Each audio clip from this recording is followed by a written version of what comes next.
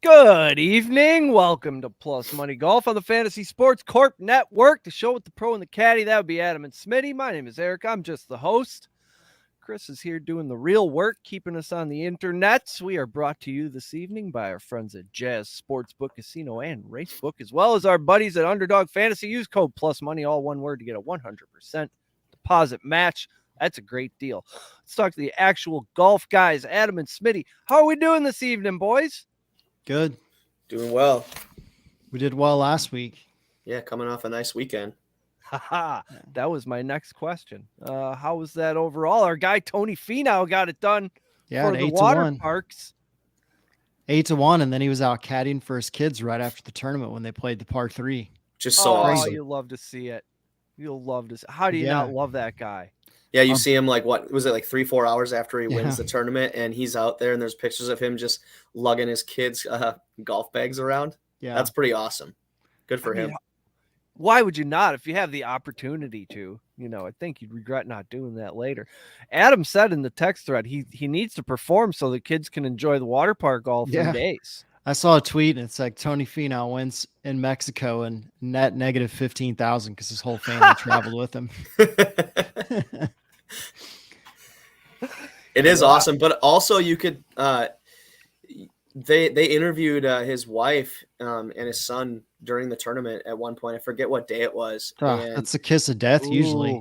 She was not having it. She was not very personal. Like normally she's very personable, right? And she's very upbeat and everything. And she was so short when it came to the questions that were asked to her and everything. And even his son was not giving her money. Tony probably told him, dude. He's like, dude, stay off because I mean, that happened like 4 or 5 weeks in a row where they like interview the wife and the guy collapses on the last hole. Yeah, it was funny to see just because from, when you watched Full Swing and you saw how his wife was and how the family was, and they were always so happy-go-lucky and always having a blast and making the best out of every situation, right? And then they interviewed them during the tournament and they were like, you could tell they just wanted to say, get out of my face. Off limits. Leave it alone, guys. That was awesome. Our boy Bahati played good too. Yeah, he did. Top 7-1 for a top 10 and 3-1 for a top 20. So plus 700 for a top 10 was insane. What were they posting that number?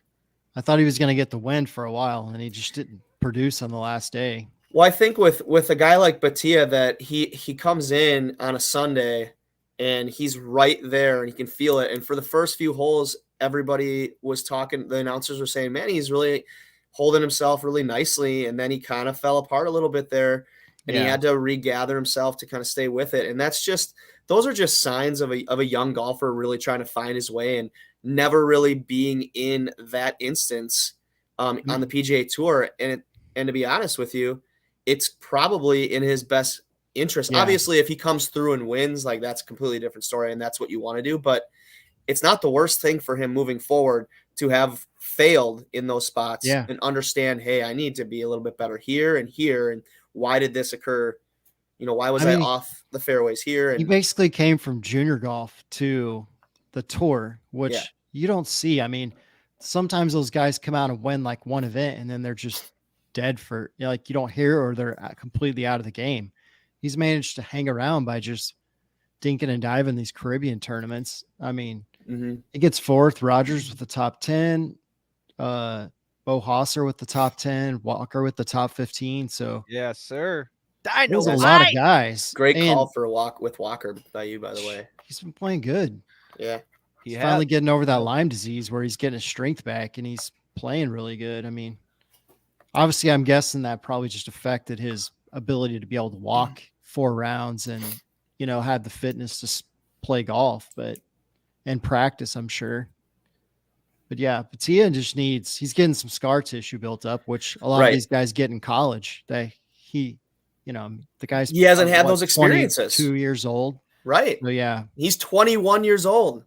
So by the time, the closer he gets, we see it with, with even guys like JT Poston and who else, like Svensson and those guys, like they would get top fives, and then all of a sudden it's like when, so Sunday is its own monster. It's sort of a tournament in and of itself. These guys probably wake up and you're already mentally battling from the time you wake up on Sunday. Yeah, it's just the idea is just because it's 4 days, you're just trying to make sure you don't shoot yourself out of position and have to have like a career round going into the last day. But if you can manage to just kind of hang in that top 10 and then be in that top 5 going into Sunday, that's when you have your best chance, especially for some of these guys that don't have like those career 62s on them or whatever. Yeah. Going back to Batia a little bit, and the biggest thing for him that he said was the change this week was him utilizing aim point putting for the first time, and how it was. I think it was he had one putt that he had made on tour so far this year, like outside of 25 feet or something like that, and he made something like I can't remember the number. Maybe it was something like 5 this weekend outside of 20 feet. Yeah. Aim points, like for people who don't know, it's very scientific. I guess you could say it started out, this guy that was like a computer guy did stats and then basically broke down where there's a book I actually carry with me that shows you at each stemp of the green, how much tilt there is, like how much slope that you're side slope. It'll show you how many exact inches you are of break. So if you can have the speed for like a 10 or a 12 green and you can play the exact break, it's incredible. I went to a clinic with a buddy of mine that the guy that created Aim Point taught, and he was putting like 60 footers that broke 4 directions and he was getting them within a few inches of the hole. It's and nuts. Like from inside 20 feet, this guy just putting it, doing the clinic, never missed. It was stupid. And so they've kind of like simplified it. They had like Aim Point 2.0 and then they had like Aim Point Express. And you see guys doing it where they stand over their line. Mm-hmm. The old way was you stand like perpendicular to the break in the middle of your ball, which is still what I do. But it's weird because you'll see sometimes it'll tell you the putt breaks 3 feet and you're like, there's no possible way. And if you have the hardest thing for people with Aim Point is like they have to learn to trust it, like what you read on the breaks. When you see guys like hold their hands up and they're like 3 or 2, that's the tilt. So you put like this part of on the center of the hole, and whatever it is here, that's showing you the point where the break is. So you have to kind of train yourself to feel what a 2, 3, and 4%. So like for me, a 4%, which is pretty severe, when you stand perpendicular to the line, like your body weight goes to the back of your foot. If it's like a 2, it's kind of like to the side. But if you stand there for more than like 3 seconds, your body's equilibrium will make you balance out. So that's why they only stand there for a second, then they step away and they step back in. The point was to make these guys like be able to read greens, but also to be able to read faster, which is so many people started using Aim Point. That's why they got rid of the green rating books on tour, because they got these green rating books, and I have one for TPC, and it shows you where every slope is and what the slope is on every green. It's charted with a scanner. So, if you hit your ball here, you look at your green chart and the practice round, like the hole's right here, it's a 3% tilt. You don't even have to read it. You can just stand up there and like basically play the break. Which is amazing. Yeah. And Batia was just talking about, he's like, it's been working wonders for me. The stats and the numbers don't lie. I trust it fully. And it's something you have to do. But yeah, if you second guess your read, then you're going to miss it. I go back and forth, but last 2 times I've been pretty religious in trying to use it because I got some tournaments coming up on difficult greens. So it definitely makes a difference. I mean, I made a ton of putts last week when I played just by using aim point on greens that I know that I'm like, there's no way it breaks that much. And I'd play it and it would go right in, or I would hit the lip and it would lip out just because I had too much speed. So Yeah, it's it's matter pretty of crazy. believing Yeah. it's going to break 3 feet. Yeah. It's crazy. When was this first developed? I want to say like early 2000s. Wow. It's been around. Like the Crazy. green rating books are still, you can use them. It's scientific. I mean, if you use the book, which not many people do, basically you stand in the middle of your line. If you know it's a 2% tilt downhill, you hold a T on the little circle between your one end pointing at your ball and one end pointing at the hole, and it shows you how many inches break. So you can essentially know if like 6 inches, if you can use your eye to know how much 6 inches is. Wow. Which varies depending on who your wife is. You can make every putt. This week, it's the Wells Fargo Championship at Quail Hollow in Charlotte, North Carolina. Former winners include, but are not limited to. We were just talking about Rory won a bunch of times. Homa Fowler won it some years back in 2012. Margin of victory has been 3 or fewer in recent years. Rory did win it by 7 back in 2015. Now, to my untrained eye, this course looks pretty straightforward. No water, as we've had recently. No trees hanging over the pins. Yeah, we just saw this. Bombers' paradises. We just saw this course back in September for the President's Cup. So, which is why it wasn't here yeah, last year. Some of these guys are very familiar with this course because they played here a lot, or you got guys that played in the President's Cup that maybe never saw the course until the President's Cup. So it's a good track. It's like probably it was one of the fan favorites and player favorites even before. Just you can look at the list before there was elevated events. There's every big name guys playing. It's always a good ramp up for the PGA Championship too, because it's, like those style of courses, they tend to have, like it's a PGA type course. One of the hardest courses on tour. Yeah. And yet they love it. Yeah, I mean it's a long course, just under 7,600 yards. I was going to ask you about this, Adam, just so I was looking at things, and always want to ask you questions just because you play a lot and you played at a higher level than any of us on here for sure. But so being a par 71, it goes par 35 and then par 36. So there's only one par 5 on the front 9 and then 2 on the back, right? Yeah. As a player, what is your viewpoint on that? And would you rather have the par 5s on the front 9, or would you rather have them on the back 9, or does it really matter to guys, or just because par 71 is a little bit it's a unique, weird number. Right? Yeah, it's a weird number, and I don't think it matters much because you either start front 9 or you start back 9. So, I mean, if you're one of those guys that maybe has like leads in par 5 scoring, you'd rather play that second 9 with the 2 par 5s. Mm-hmm. But I mean, as a player, I could care less how many par 5s. For me, I like par 5s because that's where I get my key scoring at. But I would probably rather, it doesn't matter. You're just playing what you get. Sometimes you're out there, if you're in the moment, you don't even realize that there were par 5s or 4s. You're just playing, I don't think that it matters if there's 1 or 5 or 2 or, whatever. It's just, but from some of the shorter players, probably like the par 5s, more par 5s, but obviously because more opportunities. Here, I think, don't they have some drivable par 4s that they mix in? They had some in the President's Cup, I think. You have number 8 is 346. You have, hole 6 is 249 yard par 3. God.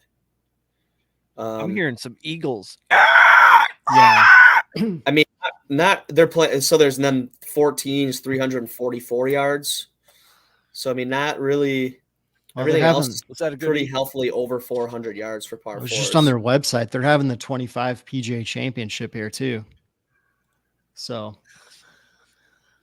yeah, they're There, I you got mean, the two par fives on the back though are under 600 yards, 592, 577, and then the shortest one is hole 7, which is 546 only. So I mean, those guys are going to be aggressive. yeah. But I think it's going to be very important for guys to get the most out of their drives so that they can, because the greens are really fast this week. Yeah, there's very little water in play on this course too.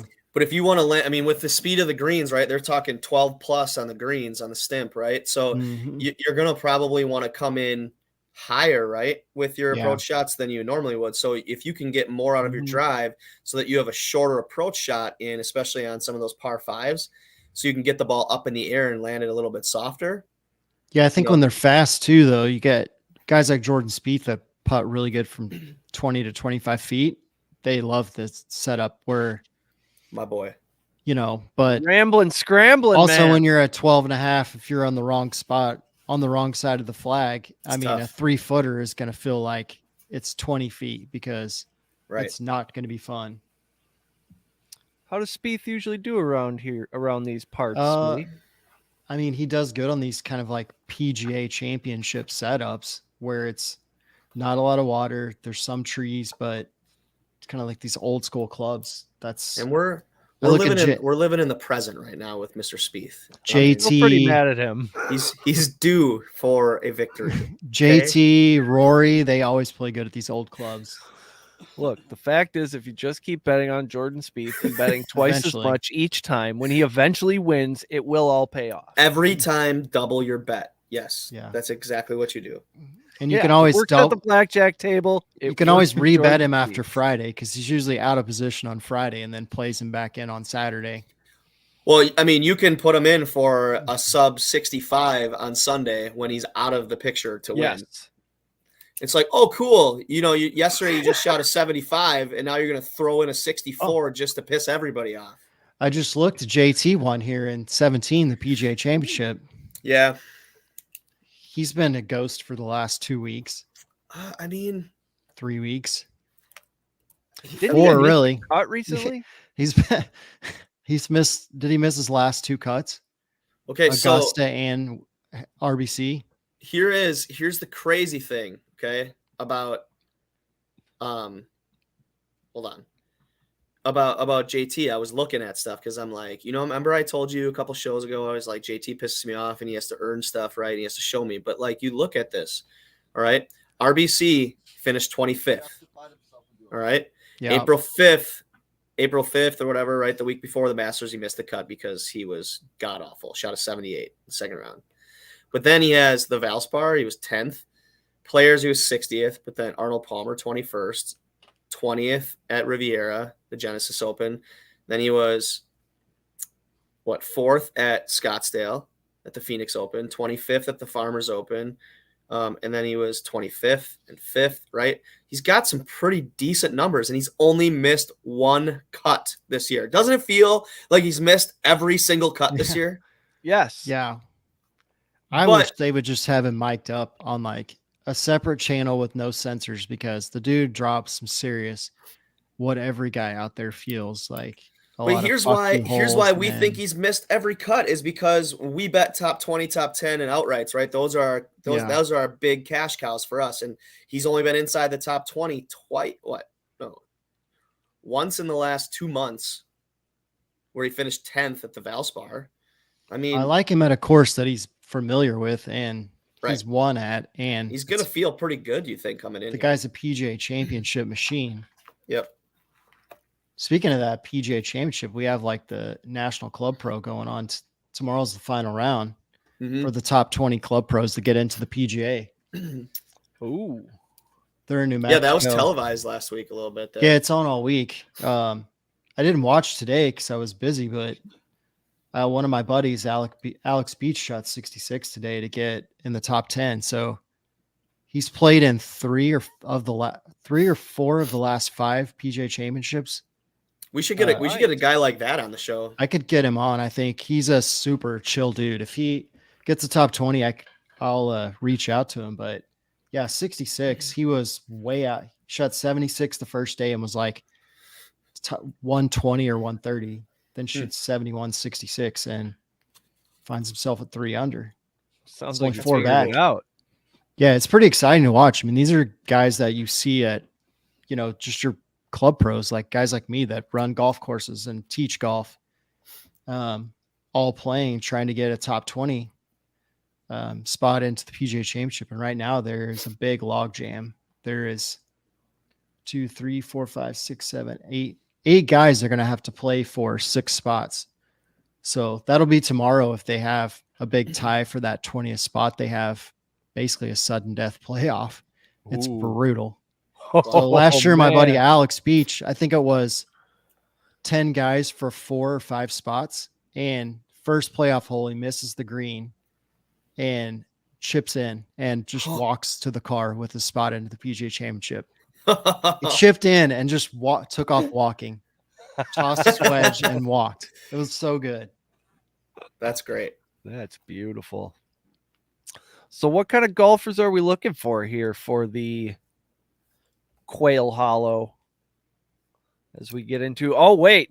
First, before I ask about actual specific dudes, we have a message from our friends at Jazz Online Sportsbook, Casino, and Racebook. Jazz, Sportsbook, Casino, and Racebook, the world's best resource for all-purpose online wagering. For over 20 years, Jazz has provided the best and quickest payouts in sports and entertainment wagers. Live sports betting, covering all the major sports leagues, and even into the new and exciting world of esports. Down the stretch you'll come, with Jazz's online horse wagering. Get paid when you play with Jazz's fun and exciting online casino games. Go online now and use the promo code TSS for our new members deals. Jazz Sportsbook, Casino, and Racebook, the world's best resource for online wagering. I mean, once you had a race book, I'm in. So we want some seasoned pros for this one. We're not going to be picking randos, I feel like. Well, anyways, for the win. I think in this tournament, right, history speaks for itself a little bit, just because of who's played well here. Before we came on air, just talking about, Adam was talking about, you look at the past however many years, and you're seeing very similar names in the top 10. Did you notice see the winners too? Did you notice who decided to take their one elevated event off this week? You didn't even notice, did you? What? Who? Mr. Ram? Yep. Yeah. Oh, he tied one on last week. That's what happened. I mean, it makes complete sense. But you can't go on your high horse about, oh, you need to be playing if it's top 20 event. And then all of a sudden it's like, well, I'm not going to play the next one. Yeah. No, I know. You can't give Rory crap because he's missed 2. Like, he's going to pay the penalty. He doesn't care. I mean, the guy was playing bad. I get it. But you can't throw people under the bus and then, try to be the bus driver and then jump underneath yourself. Yeah, you at least got to wait a few. Yeah. Well, I just don't understand. Like, these guys, they all love money. Yeah. I don't get it, right? When you're going to be playing for all this money and you just sit out, you're like, fuck it. I'll just, instead of me trying to win $4 million, I'll just pay you $3 million. Well, fuck you. Dude, they're not paying What that. is that?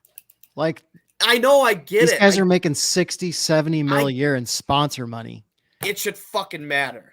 He gets more than 3 mil than an appearance fee at some places. He should be looking out for his kids. Trust me, it's taken care of. You're Roy McIlroy. I mean, DJ. Look at his career earnings. It's stupid. So if you take his career earnings and times it by 15, that's how much he's made, actually. Whatever. I'm just jealous. Yeah, I can be jealous. It's okay. That is your right. That is your right as an American. Well, I just bet Fowler because he's a past winner, and I bet Thiegele because new rule. I bet Thiegele every week till he wins because he almost won when I wasn't on him, and boy, I felt bad the whole time. Fowler he had to win? What's the gala had to win? Fowler's 30-1. Thiegele is 40-1. Fowler is been cashing top 10s and 20s I think top 10s in every one of these elevated events. Well, I suppose I should get us into it. Let's find the note. Rory's already made 5.3 this year in just tournaments, so this year. Cool. and he won the FedEx playoff last year. They just docked that $3 million from his annuity.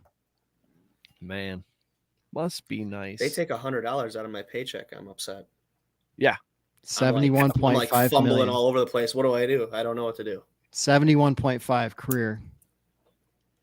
What am I gonna do? Not gamble for the week if I don't get 100? I wouldn't. Nope. It's Sorry, $7 billion.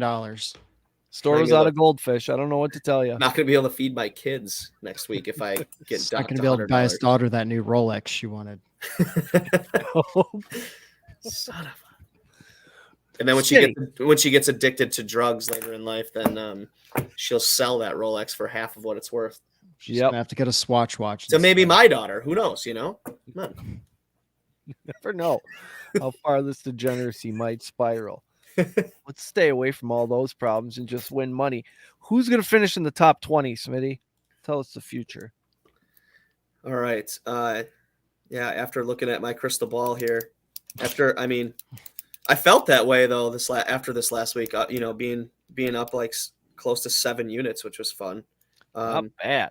But then you get back to reality a little bit this week because there's so many good players playing. And last week Adam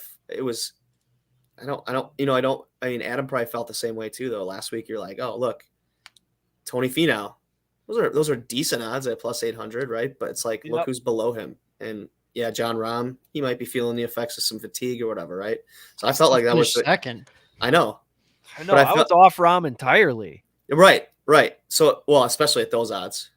Yeah. But this week it gets a little bit like it gets back to top dog action again. Not that it wasn't last week with who won, but there's a lot of guys on the field that can win this week, and hard to pick 5 guys for each category because I feel like there are definitely. I mean, obviously in the top 20, there's 20 guys that are going to finish there, but trying to pick out the best ones.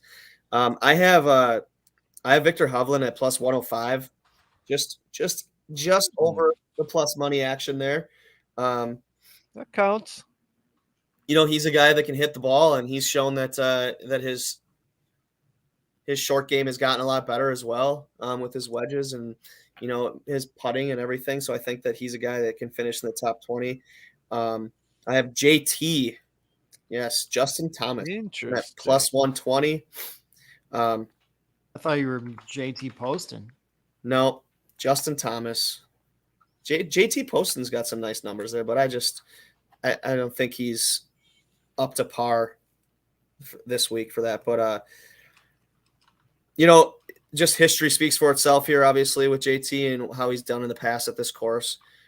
If he's gonna truly turn it around and get back to like that top 15, top 10 machine and challenging to win every week, I think this is a good place for him to turn it around. The slump buster. Yeah. We all need those slump busters, baby. Then I have results. Yeah. I have Jason Day at plus 120. Jason Day, he pissed everybody off the last time he played, right? With throwing up an 80 to finish his weekend off the Masters. Who does that? Hopefully, yeah, he went from like T9 to 30 something. It's annoying. But I'm thinking after some needed rest that he is figuring it out. And that was just a little hiccup coming back because he had like 7 straight top 20s before that.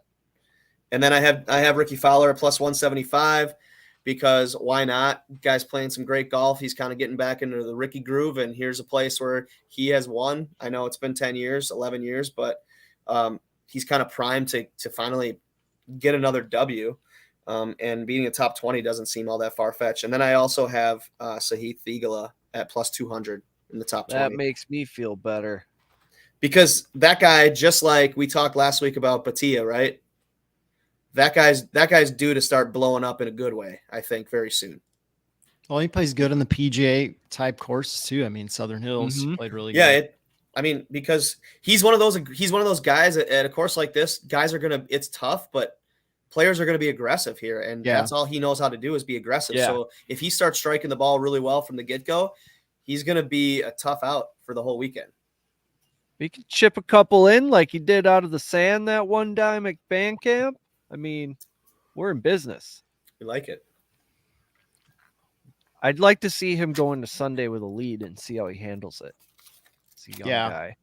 Probably Mito Pereira style. If he doesn't hit that ball, like if it literally hits something and stops a foot from the water, JT doesn't win the PGA. Is Mito still in the PGA on the tour? No, he's in live, but I know. if he No, I wins know. the I know. PGA championship, definitely. Does Yeah. Mito stay on the PGA tour then? I What think a so. fun He what doesn't if. go with his boy. He doesn't go with his boy Joaquin Neiman and still to the live. I think he convinces Joaquin and the other guys to stay on the tour So yeah, that's really good. because That's all of a sudden he's a major champion. He's I in know. all That's an the- interesting He's thought in all the experiment. majors. He's in the players. He's in everything. Where's Yeah, that time why would you machine when leave? need- Yeah. And all of a sudden you got to win early in your career. It's like, yeah, maybe I'll stick around. Yeah, you're rolling. You're the future of the PGA. Yeah, I mean the guys are already complaining about on live, not to go on that, but Well, about maybe if the Mito- taxes. Taylor Oh, yeah. Gooch was on a podcast and said he got taxed 1.6 of his 4 million to win in Oh. Australia.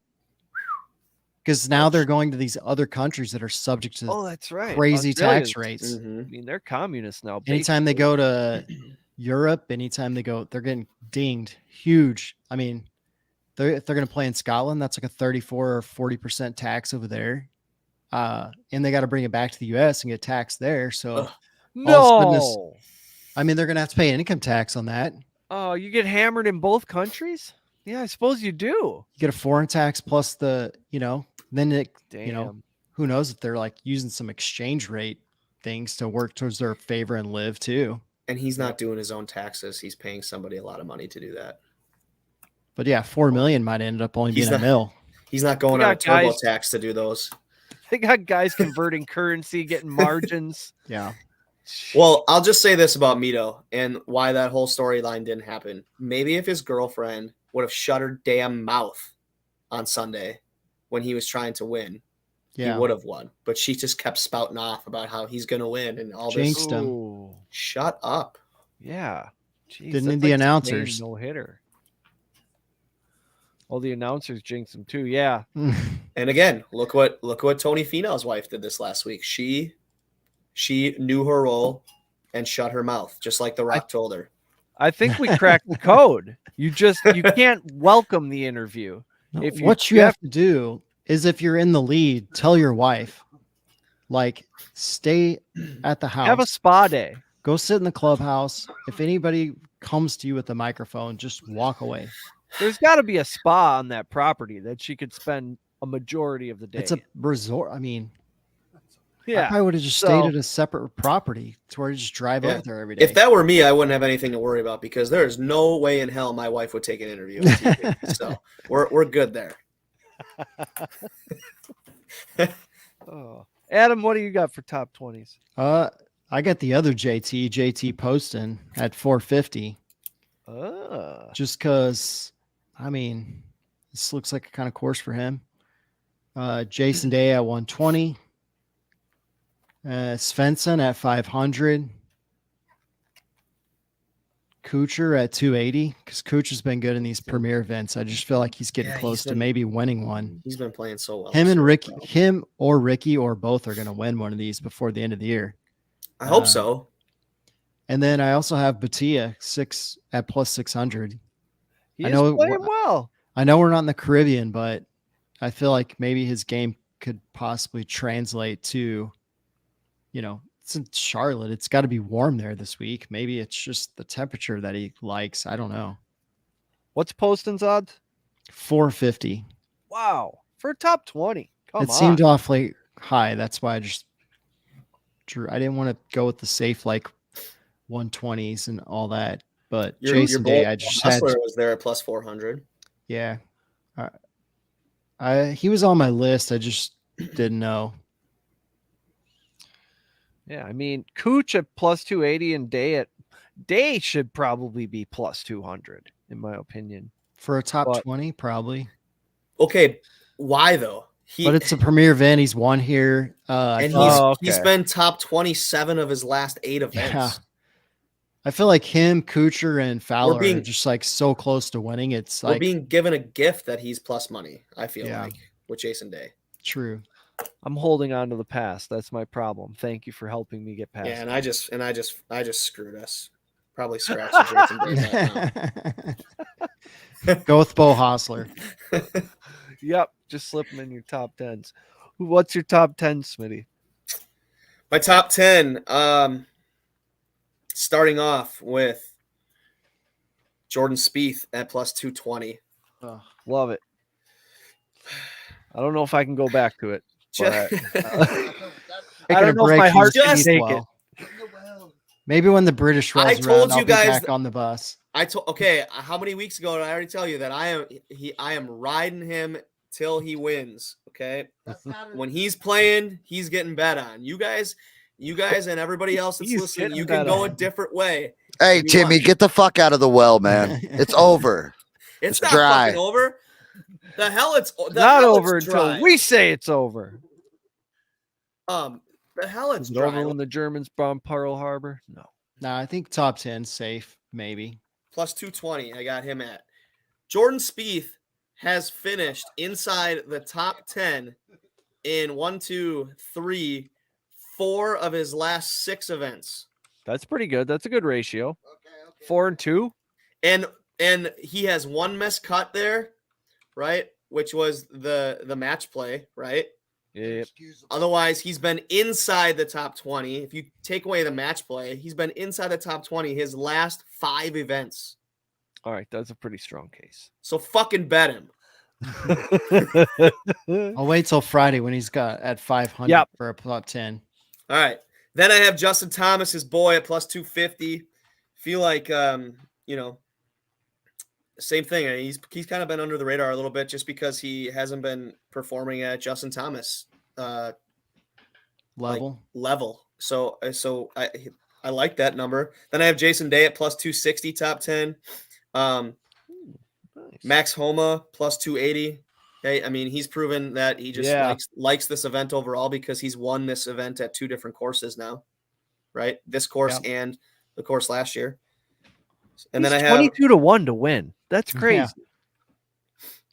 he's 28 at, on DK. on DK. He's 28. Yeah. Wow. Come on.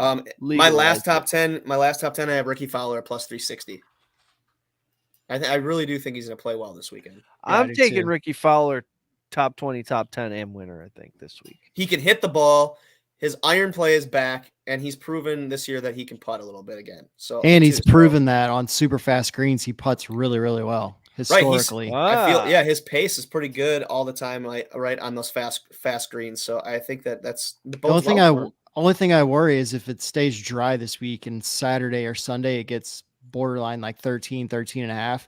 He's such an aggressive putter that it could be, the Ricky that's either win or bust, where he just blasted by the hole 12 feet. He has 12 footers coming back. So that's what I worry about Spieth too, is if they get a little too fast, it could be where his aggressive putting gets the best of him. Mm-hmm. Maybe. I don't know. I'm really confident in Spieth now after Smitty's Independence Day speech. It's a hell of a pep talk I gave there, wasn't it? We should clip that out and send it to him on socials so he can get fired up. I feel like that's one of those things that I gave at halftime of a game this last year, and we come out and dominate for the next 4 minutes. Yep. Sometimes you just got to get those boys fired up. It's true. Let them do what they do.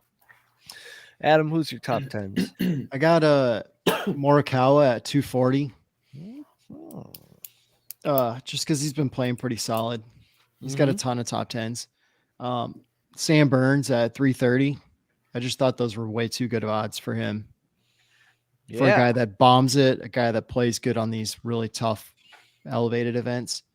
Also Match Fowler play was great. Yeah. Fowler at 360. And Burns putts really good on fast greens too, which I like. Jimmy Walker at 2,500 for a top 10. I thought that was the stupidest thing I'd seen all week. And I was like, I how do you pass Has it to be up a with the typo. way he's been playing since Augusta? How do you not just slip that in? I mean, He's yeah, got it going in all phases. look at who he's like grouped with for those odds at 2,500. He Man, won a PGA championship. I mean, it's this type of setup. It's he's Quail Hall apparently is the same player as Kevin Streelman and yeah, I thought it was Lucas like Glover. they clearly have slept on him. I mean, Glover is a past winner here, and he Yeah, plays good in the area. So, and then I have Batia at 1,400, top 10. I feel like he's so close. Like it's another good number on him. I just think Yeah. I feel like he's due for a win before the end of the year. And once we That might get be something that I past end the up watching. PGA championship, when we get into the like the John Deere and the Barbasol and those events where it's kind of like the mid-major events, I think he'll win one of those. That might be something that for me I might be worth watching live and how Batia starts and see where I can get him on this like Saturday sometime or even at the end of Friday. Yeah. Jimmy Walker is, you're right. He's down here with guys. 2,500 seems dumb. Like, yeah, I Grayson Sig, who it almost seemed like a Garrick slap in the Hago. face. Garrick Hago, that's not a real. Hago played good last week, I think. Nate Actually. Lachey, is that Nick Lachey? Nate Lashley. Oh, Lashley. Anyways, $5 to win 90. Jimmy Walker. They only gave me 1,800 on the offshore. I mean, bastard. they had like Poston in there 2,800 and like for a top 5. Let's see, it's 25.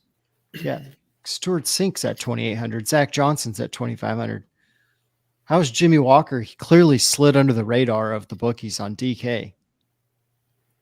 Well, there's just so many good golfers that I don't know that I would want the job as an odds maker for professional golf. Oh, so hard.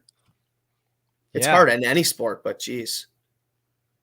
Yeah, because one mistake, I mean, and sharp people will get you for a pile of money. Yeah, they will. Like we have a few times. I'm bad at first round leaders, though. I always sprinkle a few of those. Yeah, that's a tough Not one. great luck with them. Yeah, it's very random. The first round leader, it seems like. Well, let's do some winners. Smitty, you got Spieth up here, don't you? Definitely does. I don't know. My first guy that I have as an outright is... You wouldn't have him in a top 10 and not a winner, so... My first guy I have is at plus 1,400. I have Tony Finau. Guy that, like we talked about last week. Known to go back-to-back and get streaky, too. Known to go back-to-back, known to get streaky and win in bunches, right? Play really well in bunches, but also a guy that we talked about last week and how you look at his statistics, and he's playing just as good, if not arguably better than he did last season. And now he's got a win under his belt.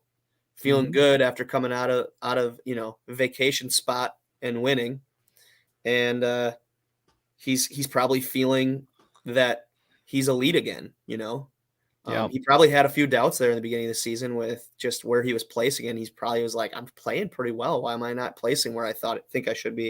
And then he gets that dub, and I feel like he's in a spot that he could definitely repeat.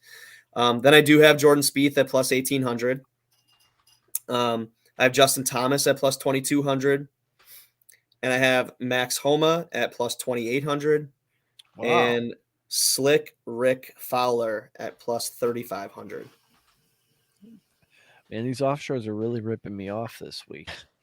Yeah, if Finau could win another event or two in the next, I don't know, 5 or 6, on the heels of Full Swing and these great clips that are coming out of him and the kids, he could really become a top fan favorite if he's not already. Well, if he plays really well again this week, right? He's what is he, 11th right now? He's in the top. Like I said, I didn't check last week what the Ryder Cup standings were. I mean, sponsorship dollars have to be rolling in for him right now.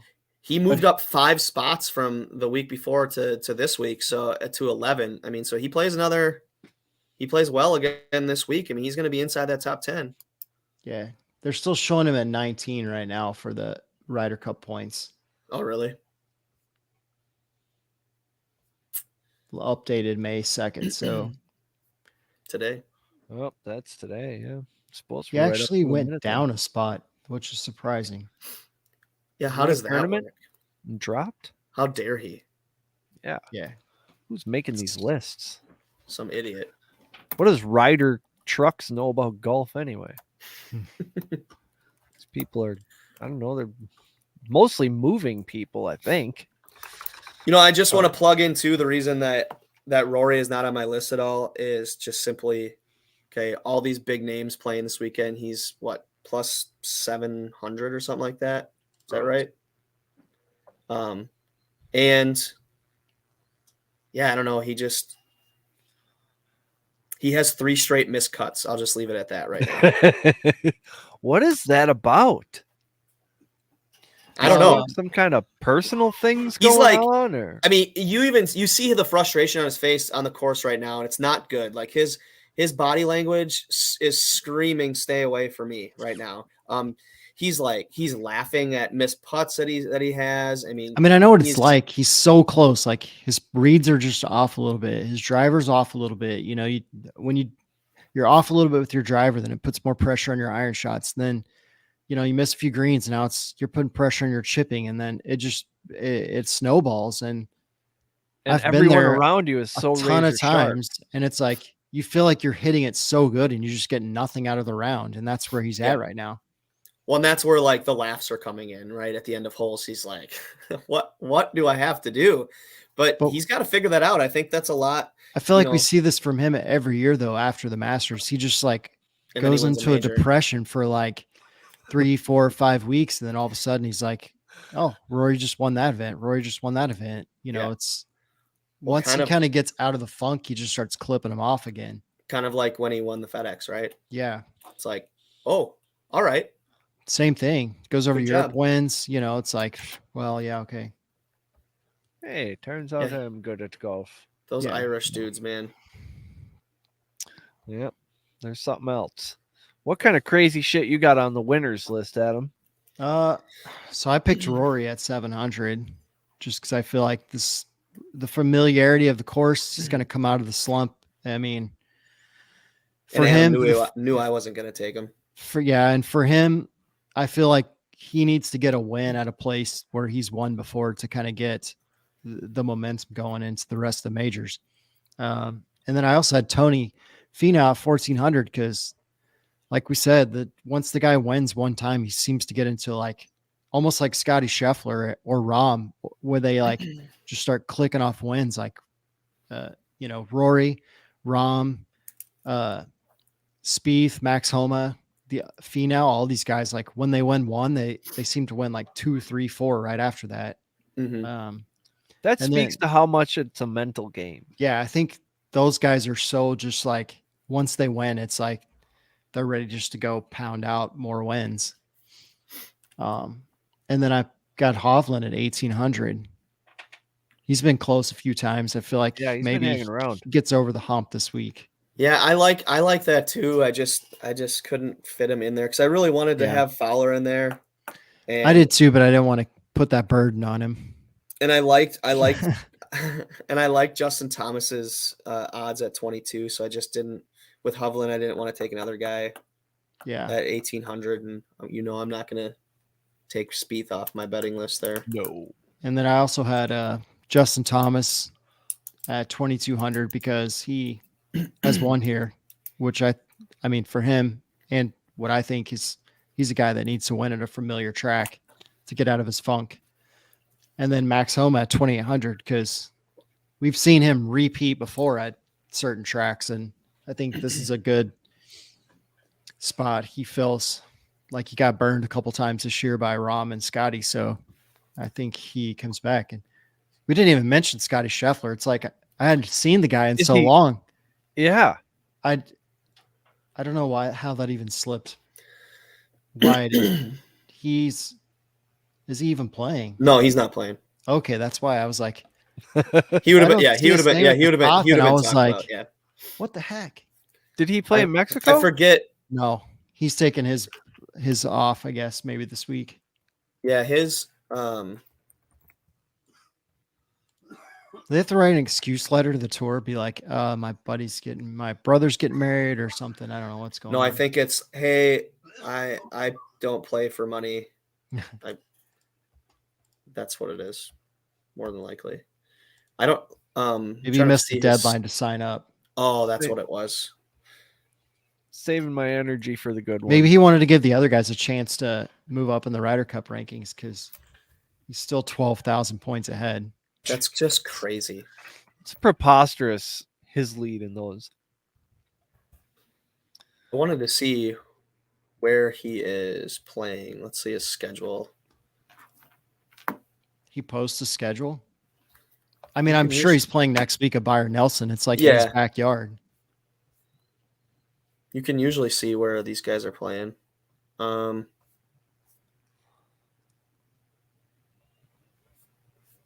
don't know. I'm not finding it right now. Yeah, if you go to each event, you can see the field. But my guess is he's playing next week at Byron Nelson because I forgot Sam Burns is a Texas guy, lives in Dallas. He's going to be there. It's going to be a pretty strong field if you get Scotty and you get Sam Burns, Jordan Spieth. They talk a few other guys into playing. It could be a really good event next week on a kind of a down week. Yeah. And these, the way they're moving the money around and enhancing the events, we're getting more good golf. Although we did have a couple rough weeks there. What was that thing the week before last? Oh, yeah. We had a super off week. It was the Zurich event, the team event was terrible. Yeah, that was garbage. Yeah. We did terrible at RBC. Not great at Augusta, but then we had a bunch of wins before, I think 4 or 5 wins in a row. Before that, 3, 4 out of 6 events we won, 5 out of 7. So yeah. Scotty's playing next week. The streak was bound to end for sure. Yeah, but then we got right back on that. Yeah, we're gonna start another winning streak. What happened was Kitayama won when I didn't pick him to win. I was on his bus, and then he had one bad week, and I got off, and then he wins. That's what happens. I just built. Hang on. I went over to our friends at Underdog Fantasy. You can go there and enter code plus money, all one word, and they'll match your entire deposit up to $100. You're basically winning a $100 bet there as soon as you sign up. I just built a little lineup here. You tell me what you think, Smitty. Jordan Spieth, under 2.5 bogeys. Max Homa, under 70 strokes. Fowler, under 2.5 bogeys. Thiegela, over 4 birdies. And Finau, under 69.5 strokes. Honestly, the one thing I don't like the most of there is the Spieth under the bogeys, because the guy's going to have he's going to go have 6 birdies and 3 or 4. Yeah, he's not a big par. 3 or 4 bogeys. He'll do that whole, I had 8 birdies. Oh yeah? So you shot really, really well today. I had 5 bogeys though. Yep. Like a nice 5 bogey 68. Yeah, Underdog, I have not been doing all that hot as of late on Underdog. But hey, that's why we keep sharp trying. Over there. That's why we keep trying. I'm still up on the year on Underdog, so it's okay. So we're still playing with house money, but it's been a little rough. That's the important thing. Don't worry, I still put lineups in every single day of the tournament. Oh, I should go through our picks. Here's the condensed version. Smitty's top 20s, Vic Hovland, 105, Justin Thomas, plus 120, Jason Day, plus 120, Ricky Fowler, 175, Sahith Theegala, plus 200, Adam's top 20s, JT Poston, plus 450, Adam Svensson, plus 500, Cooch, plus 280, Day, plus 110, and Bhatia, plus 600. Boys like Bhatia this week. Smitty's top 10, Spieth, 220, Justin Thomas, plus 250, Jason Day, plus 260, Homa, 280, and Fowler, plus 360. That's ludicrous. Adams, top 10, Morikawa plus 240. Sam Burns plus 330. Ricky Fowler plus 360. Jimmy Walker plus 2,500. That had to be a typo. Let's I take hope that advantage hits. of it. And Bhatia plus 1,400. And then the winners. Smitty's are Finau plus 1,400. Spieth plus 1,800. Thomas was 2,200.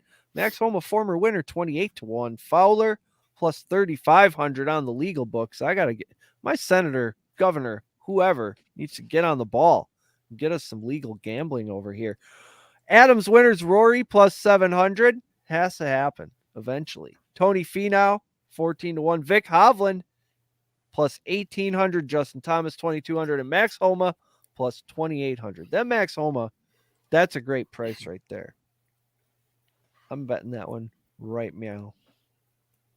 Guys won there. I mean, what are we doing? Multiple times. Hey, looking at some of the props. Playoff specials. Will there be a playoff plus 300? Interesting. A 3-man playoff at plus 1,200. I was looking at the past winners, and I didn't see a playoff the last few years, but they had a bunch in the years leading up. So maybe we're due. How about the winner winning by 3 strokes exactly, plus 600? Ooh. Again, when I was looking at the past winners, it was either 1, 2, or 3 was the margin of victory over the last 3 or 4, 5, 6 years. That might be fun. I like those. I took a 0-0 exact score in the first period bet tonight. I like doing those dart throw props once in a while. I never do these 2 chances. Those feel like sucker bets. If I'm wrong, I'm going to be wrong. I don't want to be double wrong for less money. Yeah. What? I mean, what about hole-in-one? The par 3s are pretty long here, aren't they? Yeah. He said 2. The shortest one is 190, 208. It's 8 iron. 180. Well, 184 is the shortest. Screw you and your 7 iron from 190. Not for me, for the tour players. 190 is a strong 6 for me. So I was just looking at the props for hole-in-one. It's like a hole-in-one for the tournament is plus 120.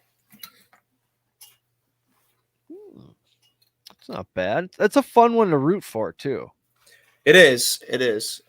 And you could, by round, it's pretty crazy.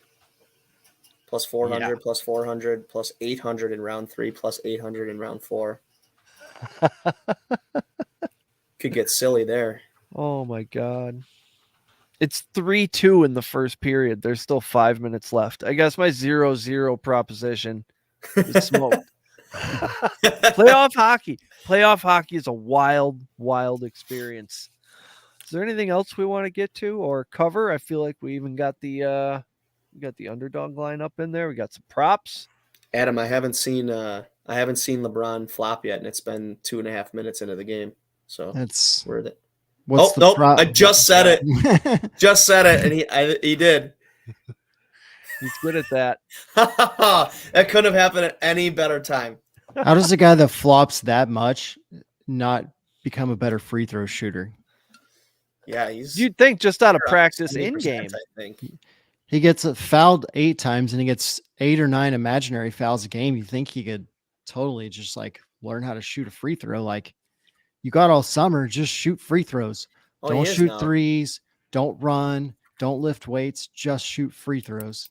Yep. Career 73.5%. Most of the all-time greats that are guards and forwards are shooting 80% or so, right? Or upper 70s. So why does he avoid contact in the last 2 minutes? Because he can't shoot a free throw in the clutch. That's true. He's the worst free throw clutch shooter in the history of basketball. As far as any kind of alleged top tier players, yeah. He almost looks like Doug Gottlieb whenever he gets in the last 2 minutes. Doug Gottlieb in college took 1 shot his entire college career, and he missed it. And like they would literally leave the guy open with the ball and just beg him to shoot, and he would not shoot. It's dumb. How do you make a team? When you pass the ball to LeBron in the last 2 minutes, he's not driving the lane. He's going to stand on the perimeter. Jordan's career free throw percentage was 83.5, so 10% better. Just saying. Yeah. Not that I'm comparing them at all. Well, how many more points would LeBron have? So many free throws as he gets if he would have got 10% more buckets. I mean, it's Oh, true though. man. It's Think true. about that.